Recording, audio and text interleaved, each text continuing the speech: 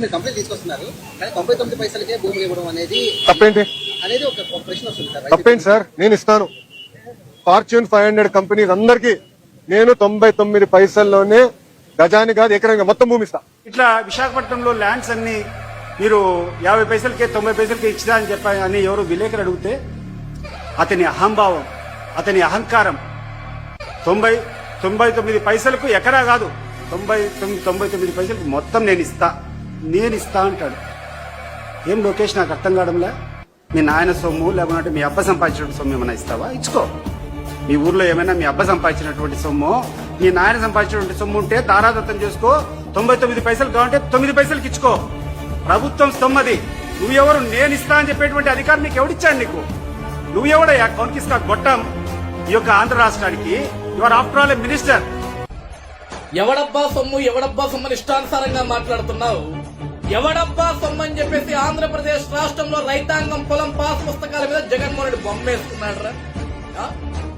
జగన్మోహన్ రెడ్డి నాయన వస్తే అదేమన్నా, లేకుంటే జగన్మోహన్ రెడ్డి తాత వస్తే, లేకుంటే జగన్మోహన్ రెడ్డి వస్తే ఎవడబ్బా సొమ్మని ఎవడాస్తుల మీద ఎవడు బొమ్మలు వేసుకుంటున్నాడు? నీకంటే ఎక్కువ మాట్లాడగలం సతీష్, నీకంటే ఎక్కువ మాట్లాడగలం మేము. ఎవడబ్బా సొమ్ము కానీ మీరు 99 పైసలకి ఇస్తున్నారు, 50 పైసలకి ఇస్తున్నారు, మీ భూములు ఇచ్చుకోవచ్చు అంటున్నారు. దేనికి ఇస్తున్నారు? దేనికి ఇస్తున్నారు భూములు? ఏమన్నా చంద్రబాబు నాయుడు గారు కానీ లోకేష్ గారు కానీ ఇల్లు కట్టుకునేదానికి ఇచ్చుకుంటున్నారా? వాళ్ళ పార్టీ కార్యాలయాలు కట్టుకునేదానికి ఇచ్చుకుంటున్నారా?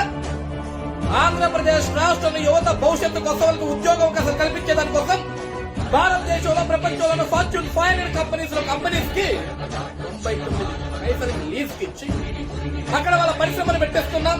ఆ పరిశ్రమ ద్వారా లక్షలాది మంది యువతకు ఉద్యోగ అవకాశాలు కల్పిస్తున్నాం. దాని మీద వచ్చే రెవెన్యూ తోటి, దాని మీద వచ్చే డబ్బుతోటి ప్రతి రూపాయి ఆంధ్రప్రదేశ్ రాష్ట్రానికి ఖర్చు చేసేదానికి సిద్ధపడుతున్నాం. అక్కడ దానికి అర్థం ఉండాలి. ఎవడబ్బా సొమ్మని ఎవడబ్బా సొమ్మని చెప్పేసి 700 కోట్ల రూపాయలు ఖర్చు పెట్టి సర్వే రాళ్లు ఎవడి బాబుగాడు సొమ్మది. 700 కోట్ల రూపాయల సర్వే రాళ్ల మీద జగన్మోహన్ రెడ్డి పేరు, జగన్మోహన్ రెడ్డి బొమ్మ. ఏం జగన్మోహన్ రెడ్డి నాయన ఆస్తే అది, జగన్మోహన్ రెడ్డి తాత ఆస్తే అది. 700 కోట్లు జగన్మోహన్ రెడ్డి ఎక్కడికి తగిలించాడు? ఆ డబ్బు ప్రజల డబ్బు. నీకంటే ఎక్కువ మాట్లాడగలం, గుర్తుపెట్టుకో. ఈరోజు వాడెబ్బా వీడెప్పటి చెప్పు తీసుకొడతారు. మళ్ళీ అట్లే బంగారంగా ఉండాల్సిన ఆంధ్రప్రదేశ్ రాష్ట్రాన్ని సర్వనాశనం చేశారు 5 ఏళ్ళు జగన్మోహన్ రెడ్డి. ఈ రోజు జగన్మోహన్ రెడ్డి చెత్తలు చేరి వీళ్ళకి ఒకలాగా మాట్లాడతావు నువ్వు. ఏ పులివెందల్లో కూర్చొని నువ్వు మాట్లాడుతున్నావు సతీష్, గుర్తుపెట్టుకో. అదే పులివెందల ప్రజలు నేను పాతరేస్తారు. మరి యూజ్లెస్ ఫెలో, ఏం చదివేవరా నువ్వు? మాట్లాడడానికి కడుపు కనవే కదా తింటున్నావు. ఎవడబ్బా సొమ్మని చెప్పేసి కొన్ని 100 కోట్ల రూపాయలు తగిలిట్టారు మీరు 5 ఏళ్ళు జగన్మోహన్ రెడ్డి పరిపాలనలో. బియ్యపు సంచులకు డబ్బులు తగిలిట్టారు, రేషన్ బండ్లకి డబ్బులు తగిలిట్టారు, సర్వే రాళ్ళకి డబ్బులు తగిలిట్టారు, పాత పుస్తకాల మీద బొమ్మలకి. ఆయన పెద్ద రాజులాగా.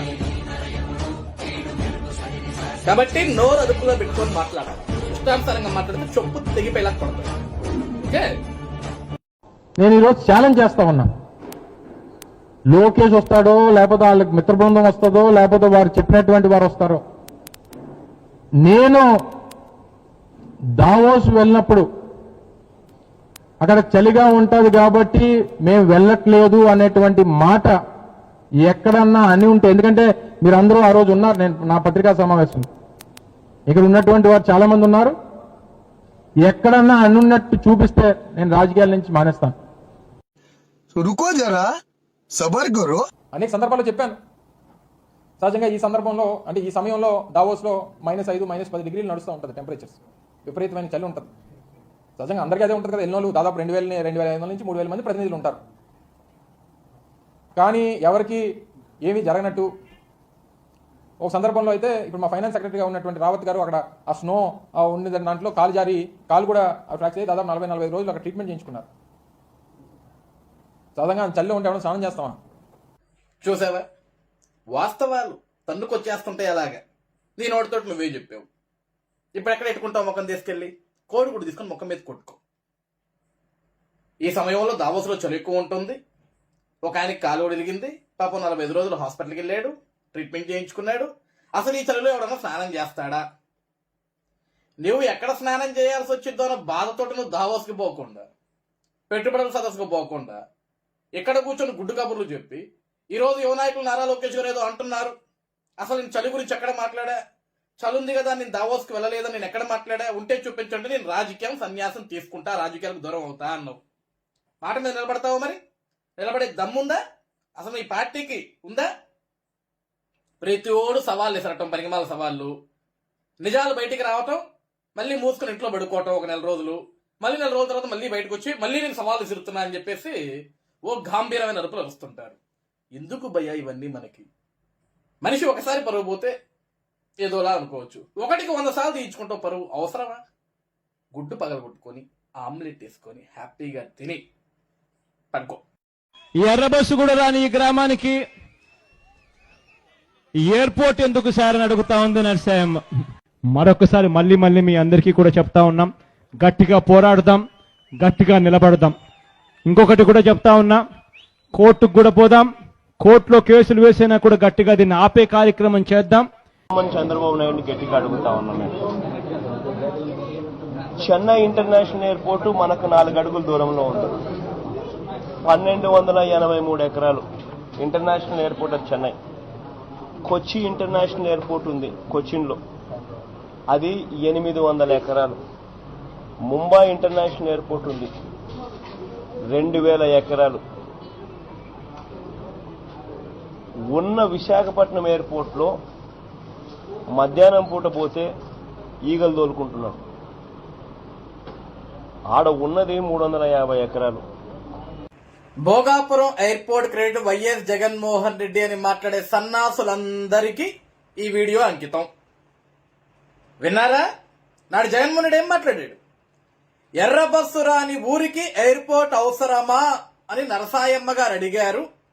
అవసరమైతే కోర్టుకెళ్లి అడ్డుకుంటా, మనకి ఇంటర్నేషనల్ ఎయిర్పోర్ట్లు ఎందుకు, ఉన్న వైజాగ్ ఎయిర్పోర్ట్ లోనే మధ్యాహ్నానికి ఈగలు తోలుకుంటున్నారు అని మాట్లాడిన జగన్మోహన్ రెడ్డి ఈరోజు కూటమి ప్రభుత్వం ఏర్పడిన 2 సంవత్సరాల కాలంలోనే భోగాపురం ఎయిర్పోర్ట్ నిర్మాణం జరిగి, ఒక ట్రయల్ రన్ కూడా జరిగి, ఈరోజు ఆంధ్రప్రదేశ్ రాష్ట్ర ప్రజలందరూ కూడా కూటమి ప్రభుత్వాన్ని మెచ్చుకుంటుంటే దాన్ని చూసి తట్టుకోలేక బెంగళూరు అహంకా ప్యాలెస్ లో కూర్చొని ఒక ట్వీట్ చెయ్యంగానే ఆ ట్వీట్ ని పట్టుకొని వైఎస్ఆర్సీపీ పార్టీ గొర్రెలంతా కూడా ఈ క్రెడిట్ అంతా జగన్మోహన్ రెడ్డి గారితే, చంద్రబాబు నాయుడు గారి క్రెడిట్ చోరీ చేసేస్తున్నాడు, గూగుల్ తీసుకొచ్చింది జగనే, టీసీఎస్ తీసుకొచ్చింది జగనే, ఈరోజు భోగాపురం ఎయిర్పోర్ట్ తీసుకొచ్చింది జగనే, తాజ్ మహల్ కట్టింది జగనే, చార్మినార్ కట్టింది జగనే. ఏంటి ఇవన్నీ? జగన్మోహన్ రెడ్డికి కోల్చటాలు తప్ప కట్టటాలు తెలుసా? జగన్మోహన్ రెడ్డికి తరిమేయటం తప్ప తీసుకురావడం తెలుసా? 2019 ఫిబ్రవరిలో గౌరవ ముఖ్యమంత్రి నారా చంద్రబాబు నాయుడు గారు నాడు భోగాపురం ఎయిర్పోర్ట్ కి శంకుస్థాపన చేస్తే అనేకమైన కేసులు వేసి అడ్డుకోవాలని ప్రయత్నాలు చేసింది ఎవరు? జగన్మోహన్ రెడ్డి కాదా? తర్వాత జగన్మోహన్ రెడ్డి అధికారంలోకి వచ్చిన తర్వాత 2019 అతను గెలిచిన తర్వాత 20 వదిలేశాడు, 21 వదిలేశాడు, 22 వదిలేశాడు. 2023లో మళ్ళీ అదే భోగాపురం ఎయిర్పోర్ట్ కి శంకుస్థాపన పేరుతో ఒక కొత్త డ్రామా ఆడాడు. మరి నాడు ఎర్ర బస్సు కూడా రాని ప్రాంతానికి ఎయిర్పోర్ట్ అవసరమా అని మాట్లాడిన జగన్మోహన్ రెడ్డి, ఆల్రెడీ మనకి విశాఖపట్నం ఎయిర్పోర్ట్ ఉంది కదా, మధ్యాహ్నానికి ఆ ఎయిర్పోర్ట్ లో ఈగలు తోలుకుంటున్నారని మాట్లాడిన జగన్మోహన్ రెడ్డి భోగాపురం ఎయిర్పోర్ట్ కట్టాడు అంటే మీరెట్లా నమ్మారా అంతా?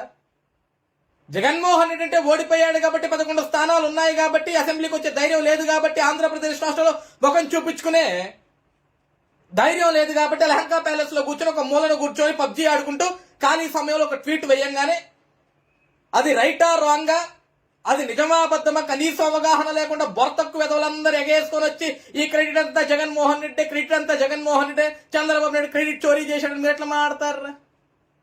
జగన్మోహన్ రెడ్డికి తెలిసింది కొల్చటాలు మాత్రమే, కట్టటాలు కాదు. జగన్మోహన్ రెడ్డికి తెలిసింది తరిమేటాలు మాత్రమే, తీసుకురావటాలు కాదు.